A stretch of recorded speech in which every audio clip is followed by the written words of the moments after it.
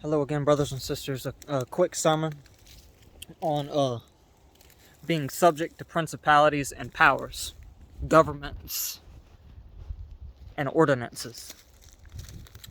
Now, this is commonly taken out of context, especially by governments and all that. So, if we don't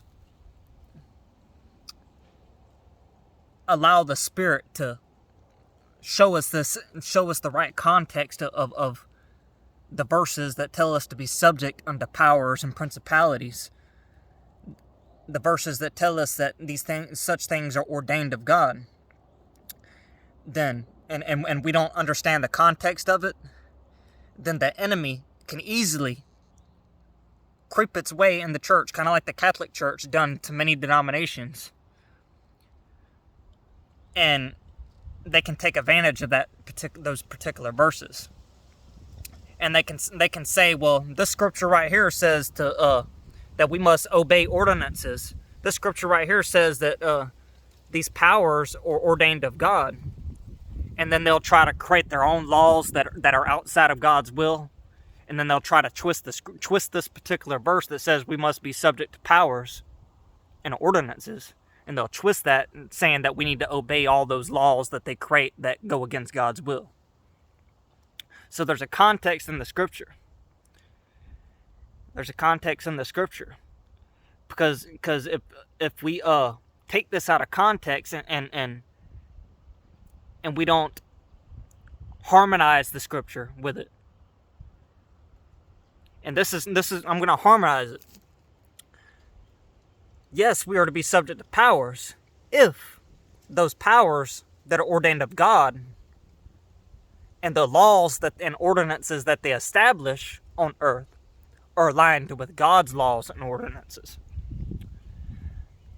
They are not ordained of God.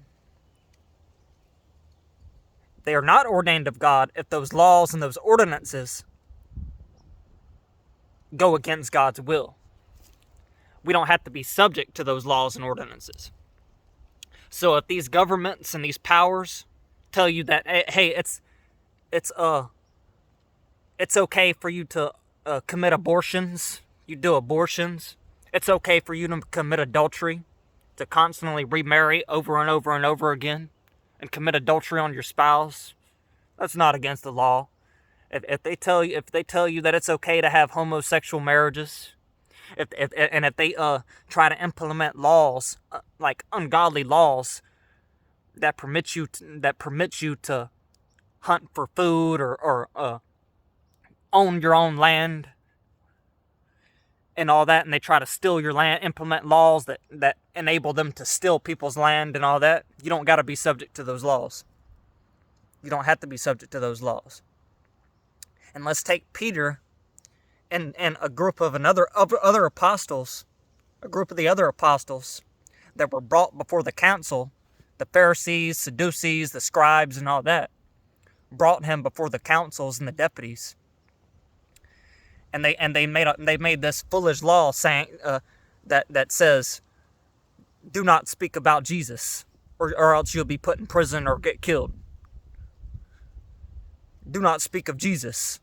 They made this foolish order that is not aligned with God's this ordinance to not speak of Jesus.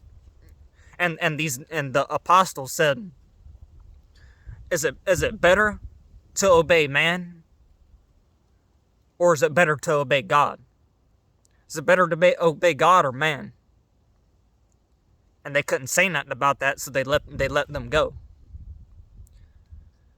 So even these apostles gave us an example. Hey, there's a fine line whenever it comes to obeying powers. A fine line when it comes to obeying powers. It is better to obey God rather than man.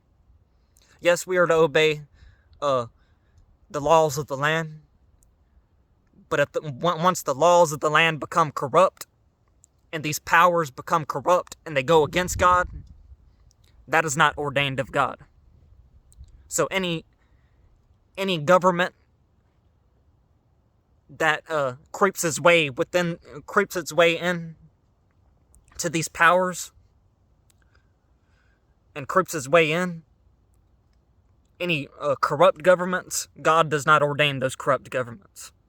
God is against corruption. He does not ordain corruption. See, God builds up kings and he also tears down kings. So there is a fine line when it comes to obeying principalities and all that, and powers, and rulers in high places. See, it also talks about there's evil rulers in high places. Are you going to obey those evil rulers? I sure don't. When someone is implementing terror and corruption over me, I don't have to obey that. Because it's not God's will. God did not ordain that there. It's cold out right now. I'm like shaking because it's cold. It shouldn't be cold. It's springtime. But it's getting dark out.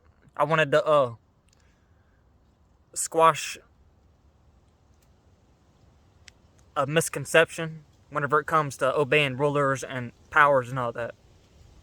Because if you can cry peace and safety, but sudden destruction will surely come upon you.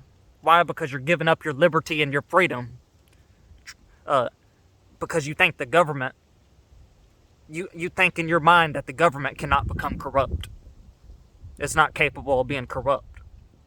And that's a lie. Go in peace, brothers and sisters.